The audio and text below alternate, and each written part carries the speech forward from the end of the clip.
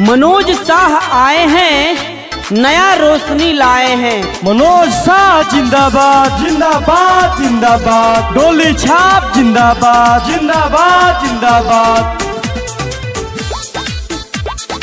काम किए हैं काम करेंगे, काम किए हैं काम करेंगे, जन जन का सम्मान करेंगे। जोड़ी ले हाथ भैया हो, चाहे सब कर साथ भैया हो, करी है विकास भैया हो, राखी विश्वास भैया हो, ताज पहिरावे के बाटे हो।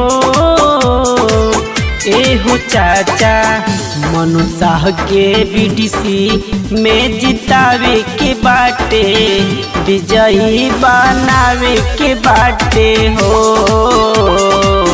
मनु शाह के बीडीसी में जितावे के बाटे, विजयी बनावे के बाटे हो। मनोज शाह आए हैं, नया रोशनी लाए हैं। मनोज शाह जिंदाबाद जिंदाबाद जिंदाबाद, डोली छाप जिंदाबाद जिंदाबाद जिंदाबाद। मनोज शाह जिंदाबाद जिंदाबाद जिंदाबाद, डोली छाप जिंदाबाद जिंदाबाद जिंदाबाद। मनोज शाह जिंदाबाद जिंदाबाद जिंदाबाद। गौआ नगरिया सारा करे सपोर्ट ये भैया, कीमती बाई नहीं के देही जावोट ये भैया।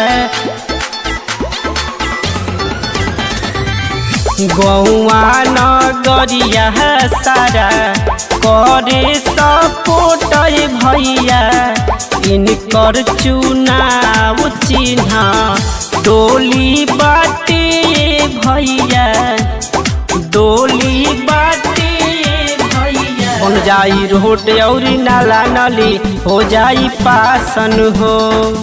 अब की लगौले बाड़े सभे भैया, उन्हीं प्रयासन हो। बीडीसी में जितावे के बाटे हो। एहो चाचा मनु शाह के वोट में जितावे के बाटे, बीडीसी बनावे के बाटे हो। मनु शाह के वोट में जितावे के बाटे, विजयी बनावे के बाटे हो।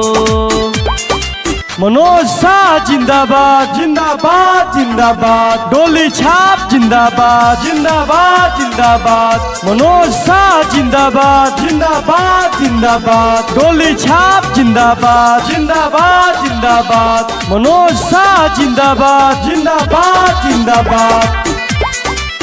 राशन कार्ड बन रे जाई सब घरे घरे भैया, गली गली घूमत बाले परतानी पैयाए भैया, परतानी पैयाए भैया। राशन कार्ड बन रे जाई सब घरे घरे भैया, गली गली घूमत बानी परतानी पैयाए भैया, पैयाए भैया। मनोज शाह जी के लागे नारा, लागेला जोर जोर हो। करी हो रहा हम दोनों हाथे, हथवा के जोड़ जोड़ हो। बीडीसी में जितावे के बाटे हो। एहो चाचा वंदना गौतम के वोट में जितावे के बाटे, विजयी बनावे के बाटे हो। वंदना गौतम